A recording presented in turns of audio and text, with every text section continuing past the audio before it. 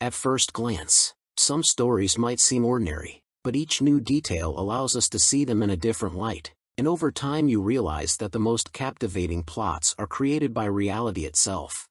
Our story is about a couple, John and Anne Darwin. They met long before their wedding, with John pursuing Anne for a considerable time before they finally married in 1973.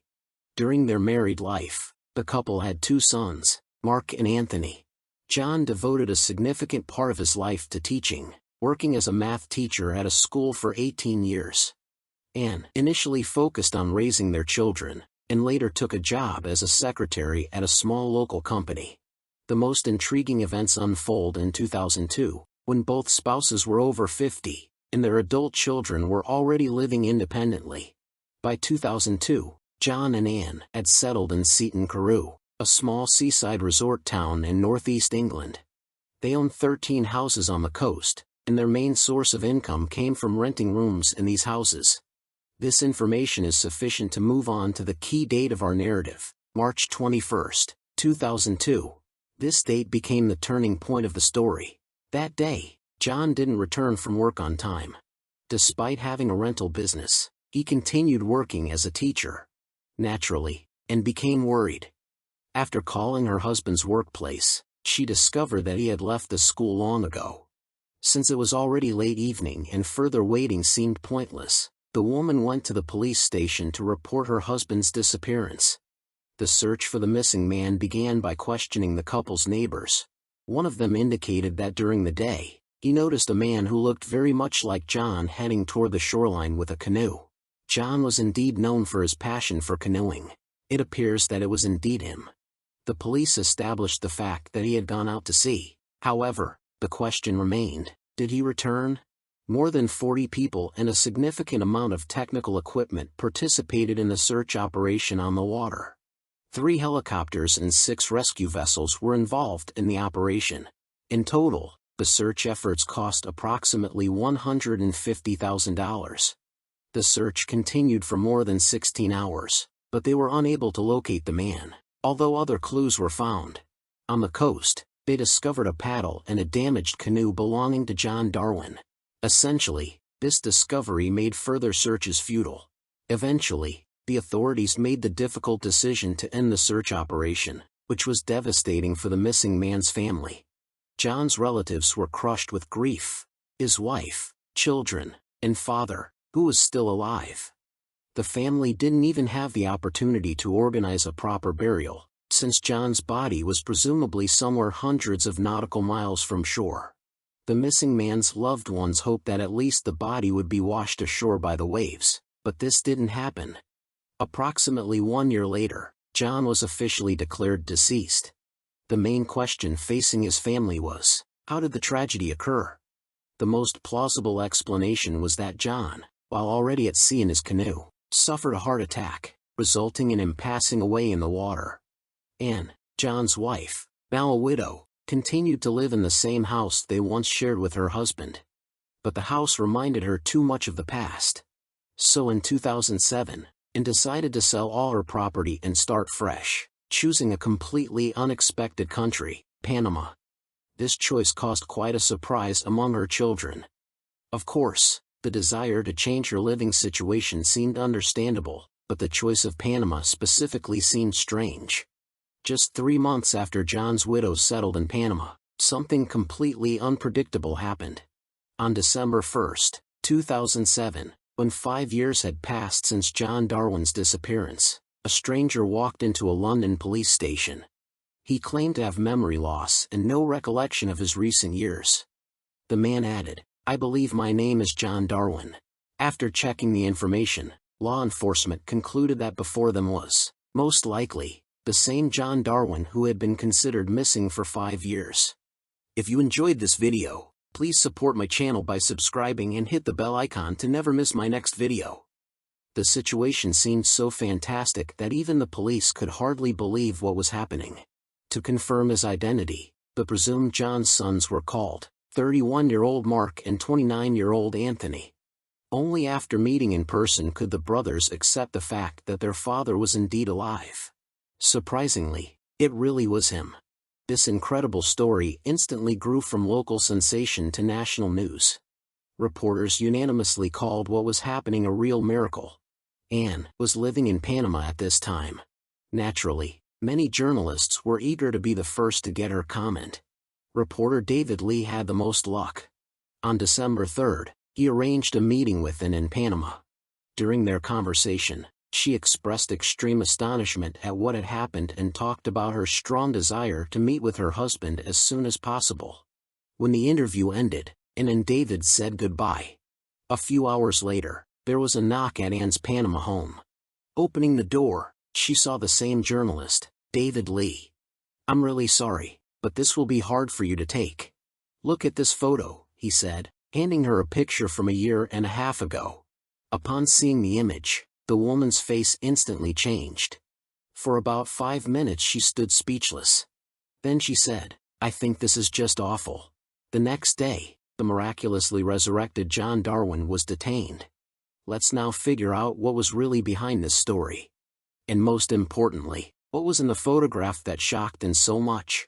To reveal the truth, we need to go back to the day when John Darwin disappeared. On that day, he did indeed go out to sea in a canoe, but by evening he safely returned to shore in a secluded area. After damaging his canoe, he made his way to a neighboring town and checked into a hotel. As we know, that same evening his wife contacted the police. The search operation proved unsuccessful. But how did John spend those 5 years when he was presumed dead? As paradoxical as it seems, after growing a beard, he returned to his wife in Seaton, Carew. Yes, Anne was aware that her husband was alive. Among the 13 properties they owned, it wasn't difficult to provide John with separate quarters, such as an attic. The beard didn't change his appearance much, but he moved around the town where he was considered deceased without much concern. The main problem for him was obtaining documents under a new name. Then Darwin developed a simple scheme. Going to a nearby cemetery, he found the grave of a person with a birth date close to his own. This person turned out to be John Jones, born March 27, 1950, just a couple months later than Darwin himself.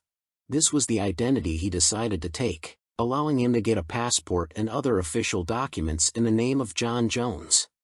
It's worth noting that the real John Jones was an infant who lived only a few weeks and was buried in that very cemetery where Darwin discovered his gravestone. A logical question arises: why was such a complicated staging of death, and then an unexpected resurrection necessary? Despite owning 13 houses, all of them were purchased with mortgages.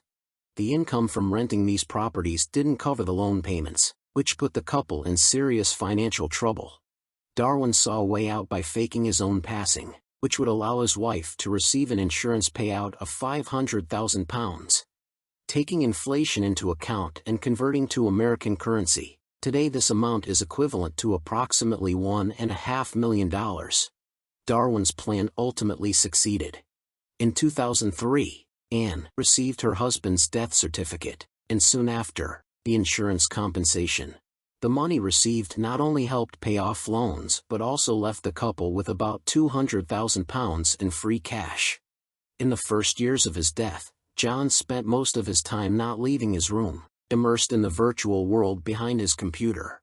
Gradually, he got into online games, where he met an American named Kelly Steele, a single mother raising a 10-year-old daughter. Their virtual communication grew into active correspondence, during which Kelly told John about real estate investment opportunities in the U.S. Soon they developed a joint plan: buy an old ranch in Kansas, renovate it, and sell it for significant profit. John saw this deal as a way to multiply his existing capital. In 2004, he traveled to the U.S. to meet Kelly. Anne, despite being unhappy about another woman in her husband's life, was forced to accept the situation. Upon arriving in America, John purchased the ranch Kelly had chosen for $27,000. However, the resale process proved much more difficult and lengthy than initially expected. Disappointed with how things were going, John began sending Kelly threatening letters, demanding his invested money back. In his messages, he threatened harm to her dog, setting fire to her house, and even hinted at possibly turning to criminals to take her daughter. Having failed to achieve his desired result, John was forced to return to England to Anne. After this unsuccessful experience, the couple began looking for a country to move to together. They considered Cyprus, Greece, and other southern European countries, but for various reasons couldn't settle in any of them. Eventually, the couple chose Panama, where in 2006 they purchased a home through an American real estate agency. Overall, they were quite happy with life in Panama. The warm climate of this country was a welcome change from damp and rainy England, which especially pleased the couple. A logical question arises: what prompted John to return to Great Britain and reveal his deception? There are two versions of what happened: John's personal version and the official investigation version. According to Darwin himself, he was driven by longing for his children and grandchildren, who all these years thought he was gone, and he sincerely wanted to restore family ties. The police, however, have a different view. The couple discovered that for legal residence and employment in Panama as immigrants, they would need a criminal record clearance from British law enforcement, which was impossible to obtain in their situation. This circumstance, according to investigators, forced John to return to England.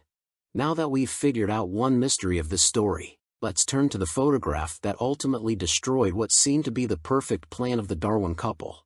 After interviewing Anne, journalist David Lee returned to his hotel room, where he searched for additional information about the couple to enrich his article with facts from their biography. During this search, he completely accidentally discovered a photo of Anne and John on the website of an American real estate agency, the very one through which the couple purchased a home in Panama. The picture was quite typical. The company manager captured next to another set of satisfied clients. Neither John nor Anne ever imagined that this photo would appear on the internet. However, the real estate agency posted this photo on their website. The picture was dated 2006, which completely disproved John's story about memory loss in recent years. It became obvious to the journalist that the couple had been misleading everyone for a long time. After talking with Anne, the photograph was handed over to law enforcement, and on December 4, 2007, just 3 days after his return, John was taken into custody. While in custody, Darwin didn't try to deny the obvious and admitted that staging his death was part of a fraud scheme. Anne tried to shift all responsibility to her husband, claiming she was a victim of his manipulation. The court sentenced both to 6 years in prison, and their property was sold to repay the illegally obtained insurance money. Their sons completely cut off communication with their parents, describing them as dishonest and untrustworthy people. During their time behind bars, the couple filed for divorce. In 2011, both John and Anne were released early. After getting out, John moved to the Philippines, where he married a woman 25 years younger than him, and attempted to rebuild relationships with her sons. According to available information, after Anne's release, her sons were able to forgive their mother and resumed contact with her. Currently, she lives in the English city of Middlesbrough. Thanks for watching. If you enjoyed this video, don't forget to hit the like button. If you didn't, feel free to give it a dislike. Make sure to subscribe for more content like this, and I'll see you in the next video.